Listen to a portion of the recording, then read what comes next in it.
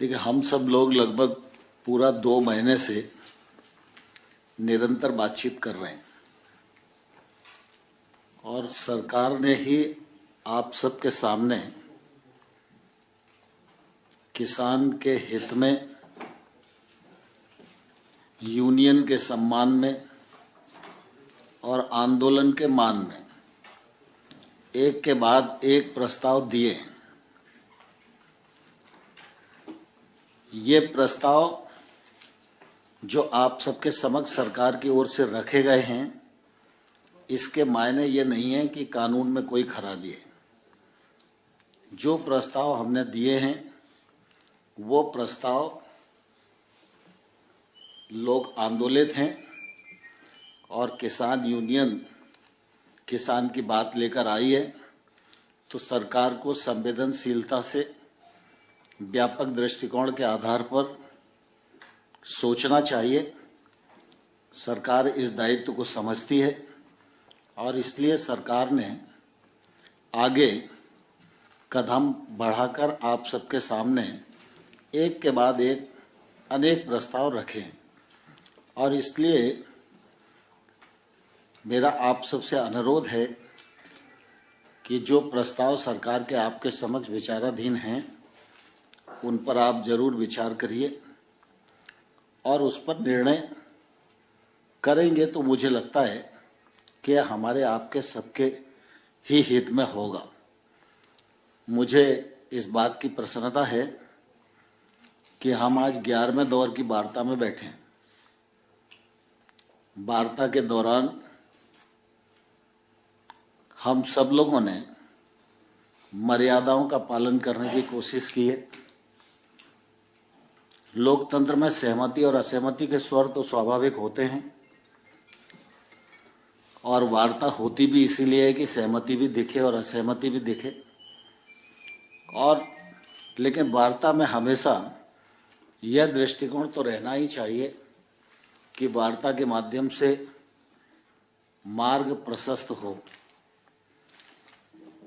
लेकिन मैं समझता हूँ हम सबका दुर्भाग्य है कि हम मार्ग को आगे बढ़ाने में सफल नहीं हो पा रहे हैं।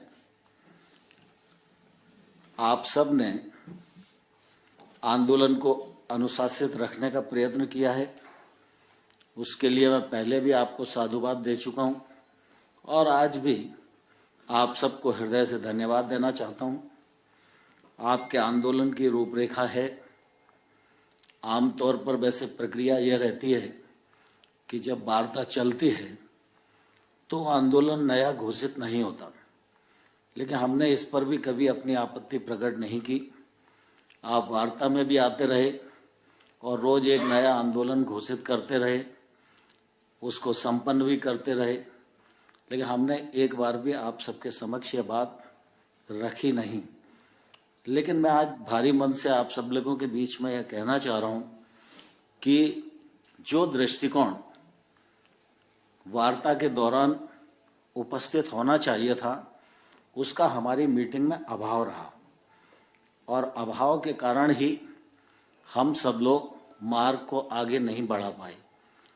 और इसलिए मुझे लगता है कि हमारे पास जो सबसे बड़ा प्रस्ताव हो सकता था वो सरकार ने आपके समक्ष रख दिया है। आप उस पर जरूर पुनर्विचार करेंगे, ऐसा मैं आप सबके बीच में पुनः आग्रह करना चाहता हूं।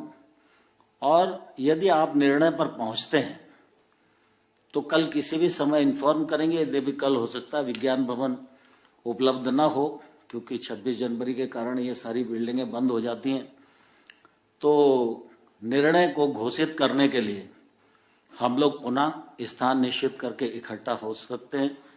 आप सब ने जो वार्ता में सहयोग दिया, आंदोलन के दौरान हमारे मत से सहमति भी हुई, बहुत सारे लोगों की असहमति भी हुई। मैं आप सब के प्रति सरकार की ओर से बहुत बहुत धन्यवाद ज्ञापित करता हूं और आप सबको इस अवसर पर धन्यवाद देना चाहता हूं।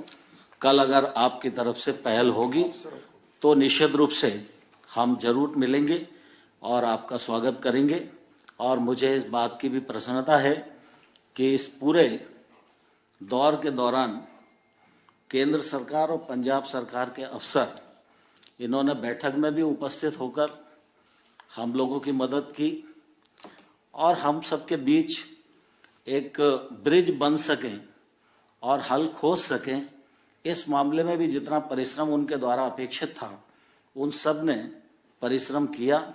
उसके लिए मैं केंद्र सरकार और पंजाब सरकार दोनों के अधिकारियों के प्रति और आप सब के प्रति धन्यवाद करता हूं और मुझे आशा है कि आगे भी जो आंदोलन है वो पूरी तरह शांतिपूर्ण होगा और आगे कोई घटना दुर्घटना न होगी। इतना ही अनुरोध इस अवसर पर आप सबके मध्य करते हुए अपनी बात को भी समाप्त करता हूं और बैठक को भी समाप्त